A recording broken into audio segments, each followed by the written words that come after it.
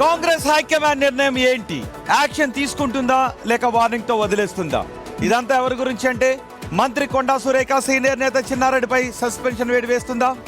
తెలంగాణ కాంగ్రెస్ లో ఇదే ఉత్కంఠ రేపుతుంది. క్రమశిక్షణ కమిటీ మాత్రం యాక్షన్ తప్పదని చెబుతుంది. వీరిద్దరి వ్యాఖ్యలపై విచారించిన కమిటీ చైర్మన్ మల్లు రవి అధిష్టానానికి రిపోర్ట్ ఇవ్వబోతున్నారు.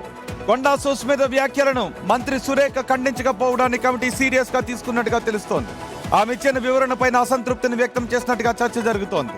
మరోవైపు చిన్నారెడ్డి కామెంట్స్ తో పార్టీకి నష్టమేనని ఒపీనియన్ లో ఉంది క్రమశిక్షణ కమిటీ.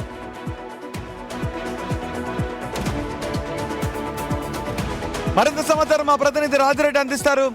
రాజిరెడ్డి, ఏదైనా యాక్షన్ తీసుకునే అవకాశం ఉందా? లేదు డిలే చేస్తారా? లేదు కామ్గా ఊరుకుంటారా? ఏం జరగబోతుంది? ఇప్పుడైతే క్రమశిక్షణ కమిటీ నివేదిక తయారు చేసింది. ఆ నివేదికలో కొన్ని వాస్తవాలు మనకు తెలిసాయి. అందులో ఏంటి అంటే కొండా సురేఖ మంత్రిగా ఉన్నారు. ముఖ్యమంత్రిని కొండా సురేఖ బిడ్డ అనుచిత వ్యాఖ్యలు చేయడం, విమర్శిస్తే కనీసం ఖండించలేదనేది కూడా క్రమశిక్షణ కమిటీ అసంతృప్తి వ్యక్తం చేసినట్టు తెలుస్తుంది. అంతేకాకుండా క్రమశిక్షణ కమిటీ కూడా ఆమె ఇచ్చిన వివరణకు సంతృప్తి చెందలేదు, అసంతృప్తి చెందిందని కూడా మనకు సమాచారం తెలుస్తుంది. అంతేకాకుండా చిన్నారెడ్డి అంశం కూడా సీరియస్గా తీసుకుంది క్రమశిక్షణ కమిటీ. ఎందుకంటే చిన్నారెడ్డికి ఎమ్మెల్యే టికెట్ ఇవ్వలేదు, కానీ క్రమశిక్షణ సంఘం ప్రణాళిక ఉపాధ్యక్షుడు ఇచ్చారు, క్యాబినెట్ హోదా ఇచ్చారు.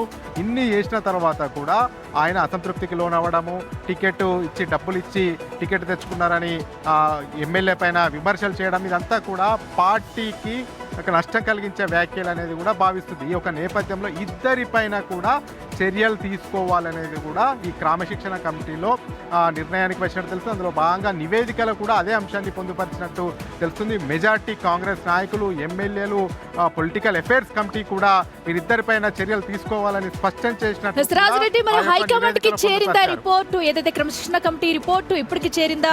హైకమాండ్ ఎప్పటిలోగా నిర్ణయం వెల్లడించే అవకాశం ఉంది?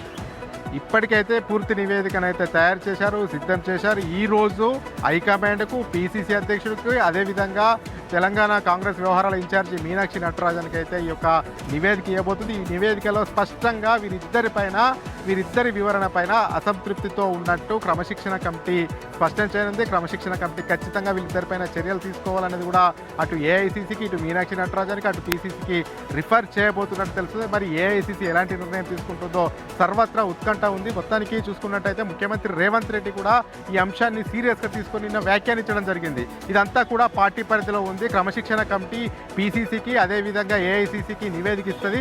వాళ్ళు ఏ నిర్ణయం తీసుకున్నా ఆ నిర్ణయానికి అందరూ కట్టుబడి ఉండాలి అనేది కూడా చెప్పారు. అంతేకాకుండా నాయకులు ఎవరు కూడా కొండా సురేఖ అంశం ఎవరు కూడా బహిరంగంగా మాట్లాడొద్దని కూడా రేవంత్ రెడ్డి చెప్పారు. ఈ యొక్క నేపథ్యంలో ఖచ్చితంగా ఆమె పైన, అదేవిధంగా చిన్నారెడ్డి పైన చర్యలు ఉంటాయనేది కూడా కాంగ్రెస్ వర్గాలు భావిస్తున్నాయి. రోహిత్.